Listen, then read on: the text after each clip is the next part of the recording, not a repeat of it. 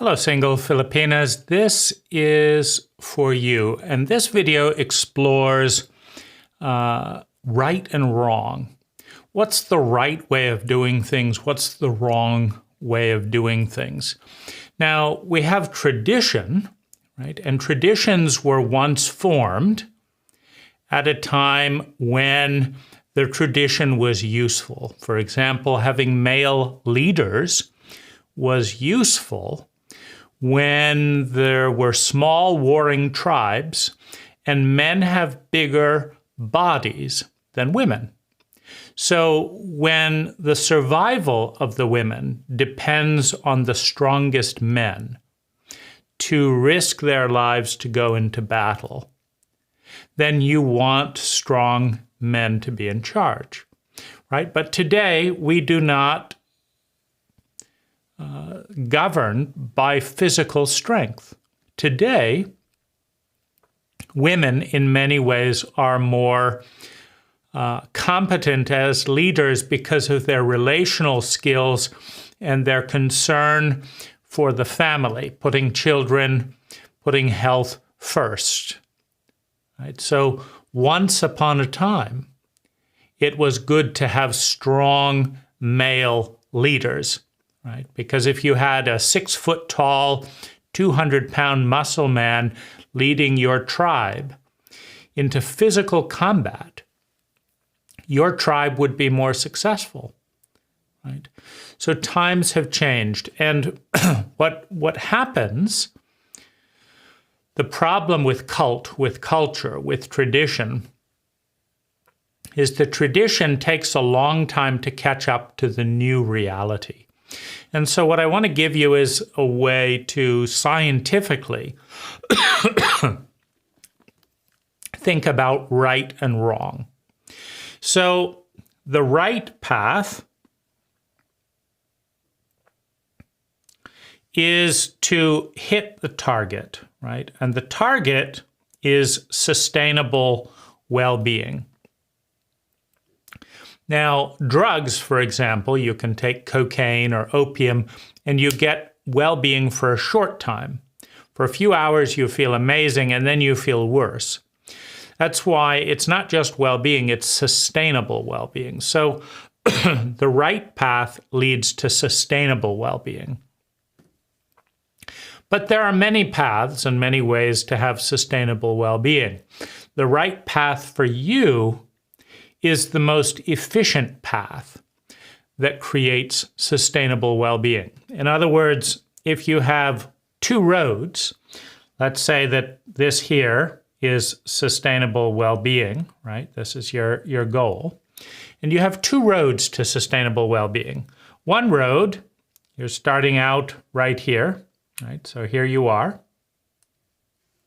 One road takes you over here, around about over here, very over here, and it leads there, right? So that's one road to sustainable well-being. But another road to sustainable well-being heads right over here. Now, which is the right road to use? The right road to use to sustainable well-being is the direct road.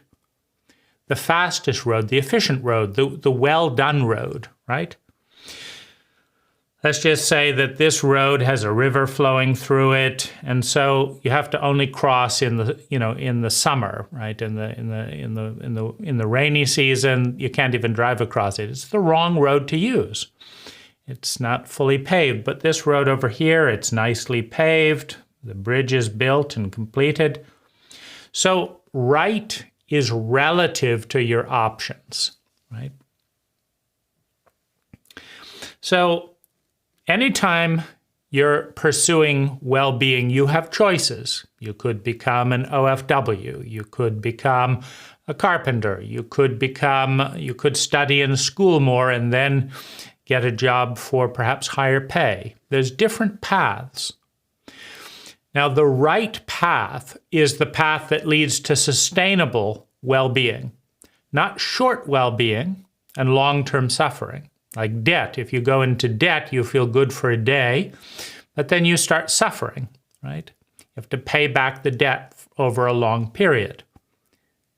If you make money, it's difficult, perhaps, right? It's, maybe you have to work and save and stuff, but then once you make the money, right, you have succeeded. You don't have a debt to pay. So it's complex, but it's important to understand that the right way is the fastest way that is available to you, that creates not just short-term well-being, not just short-term happiness, but happiness that keeps getting bigger and grows over time. So now you know the difference between right and wrong.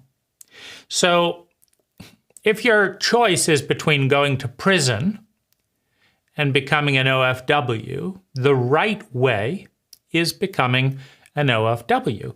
If your choice, however, is between, for example, being a virtual assistant working at home and staying close to your kids, or going abroad to a different culture where you may or may not be treated very well and being separate from your family, that's the wrong path. So whenever you're deciding between right and wrong, you want to look at all of the possibilities. And you want to look at how long each possibility will bring about happiness, short-term and long-term. And how much effort, how much time, money, and energy is involved. Because this long road is not the right road, because there's a better road. And so part of your job in moving towards the right path is to keep learning, to keep finding the better roads. Every time a shorter road is built to sustainable well-being, your job is to know about it so that you can take that path.